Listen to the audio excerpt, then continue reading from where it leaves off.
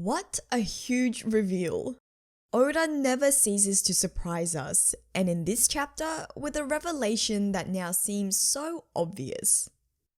Hello my Nakamatachi, this is JoyGirl with a review of chapter 999, the sake I brewed to drink with you. So before we begin, I do want to apologize for the lack of videos the past couple of weeks. I was in exam season for university, but that is now over, so you can expect regular videos going forward, because I have been so eager for One Piece discussion with you all. Now onto our chapter review of One Piece's last chapter for this year, and the last 3-digit chapter. First of all, the cover page. Color spreads are always exciting, and this one more so because it is not yet completed and will conjoin with the one from chapter 1000 to make a full picture. We only have Zoro, Usopp, Sanji, Chopper, Robin and Frankie in this cover page, and a slight snippet of Brook's arms as well as someone else's in the middle. And of course, the rest of the Straw Hats will be included in the next one because when put together, the full cover spread will be an updated version of the spread from chapter 100. But how crazy would it be if Oda made his reveal for the next Straw Hat by adding the character in the cover page?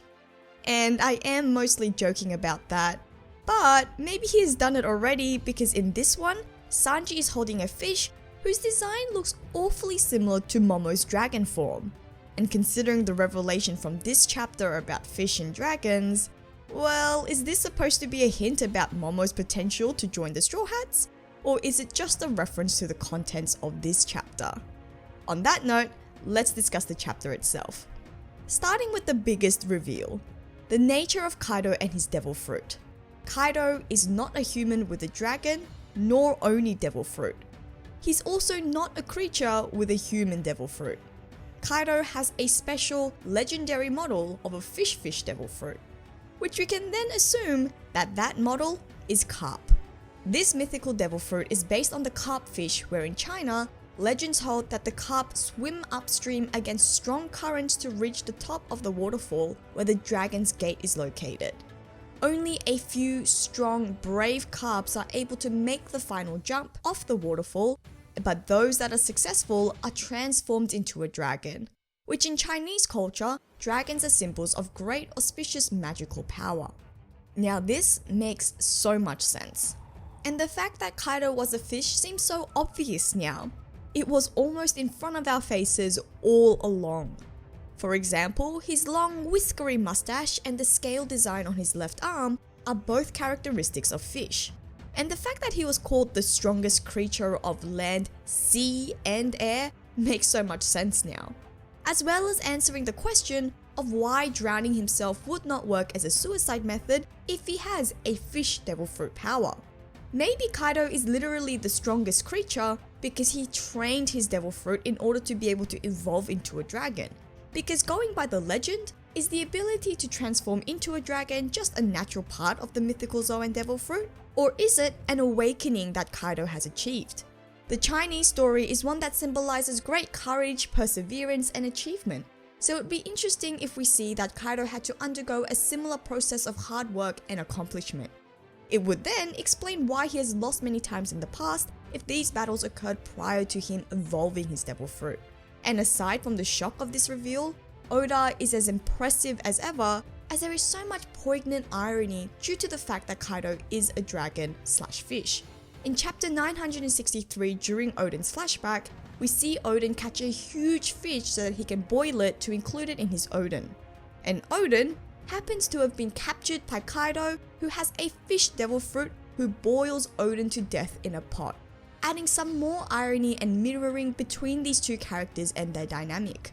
And as always, there are some more questions raised by this revelation. Firstly, why did Big Mom give this devil fruit to Kaido? Big Mom does mention that she thinks of him as a younger brother, suggesting their close relationship, which almost does seem like a sister-brother relationship, what with all their squabbling/working together, albeit they would be the most volatile and violent siblings that I've ever seen. But still, knowing the rivalry between the two Yonko and the fact that the Rocks Pirates were never really a close bunch anyways, did Big Mom give this devil fruit to Kaido, believing that it would weaken him if he was not able to evolve it into a dragon? And also, how did Big Mom even have a possession of this legendary devil fruit? Had she already been collecting devil fruits by this point? Or, seeing as she gave it to Kaido on the day that rocks fell, was it a devil fruit previously held by Rocks himself which reappeared nearby, allowing Big Mom to come into possession of it? Whilst we will have to wait to have all of these questions answered, there are a few things to discuss regarding this interaction between the two Yonko. First of all, the fate of Oden's retainers are not confirmed, but Kaido does now seem to be resting, which doesn't bode too well for them. Also, we find out that Kaido does plan on dropping Onigashima on top of the ruins of Kuri Castle, and I did expect that he would choose this locale.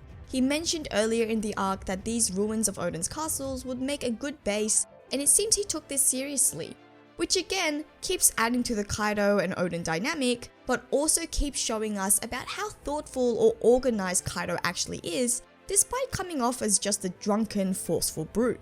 Kaido plans and takes action, which now makes more sense in terms of the traits of the successful CARP who perseveres and achieves becoming the powerful dragon.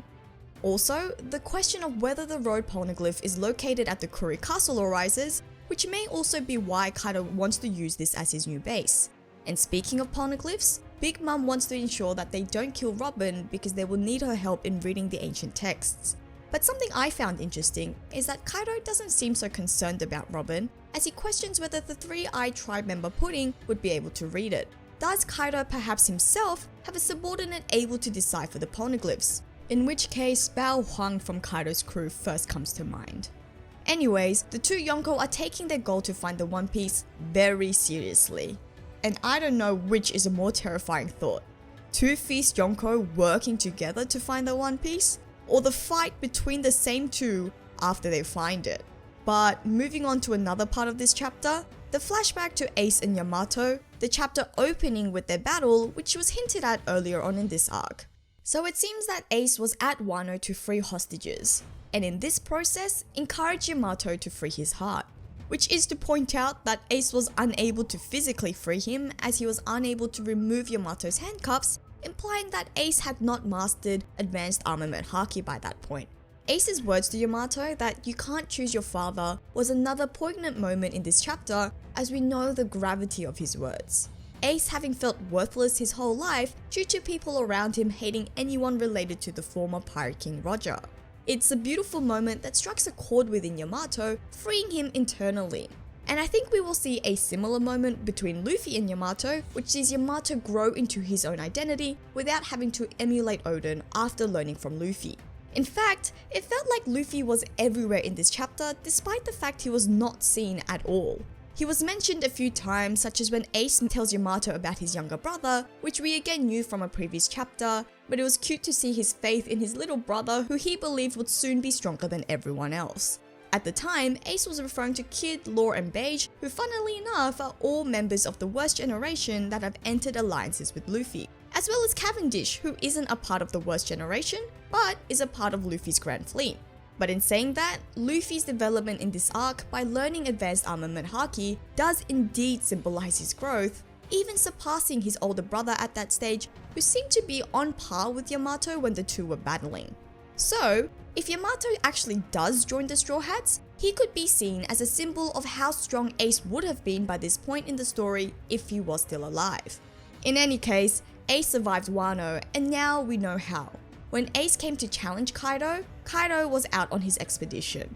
So whilst it was mentioned in the last chapter that Ace tried to kill Kaido, we find out that the two never met, and the dragon statue was actually first cut down by Yamato, though Ace took it further to symbolize the Yonko's fate for the next time Ace would show up. Which may explain why Kaido wanted to go to Marineford, but the two never actually got to meet each other because even before Marineford, Whitebeard wouldn't let Ace return to Wano. In fact, this chapter included another flashback as Marco remembered some moments back as the Whitebeard pirates, providing us with more answers and gems, such as the reason why Whitebeard never avenged Oden. The reason being because a fight of that scale would result in the death of too many.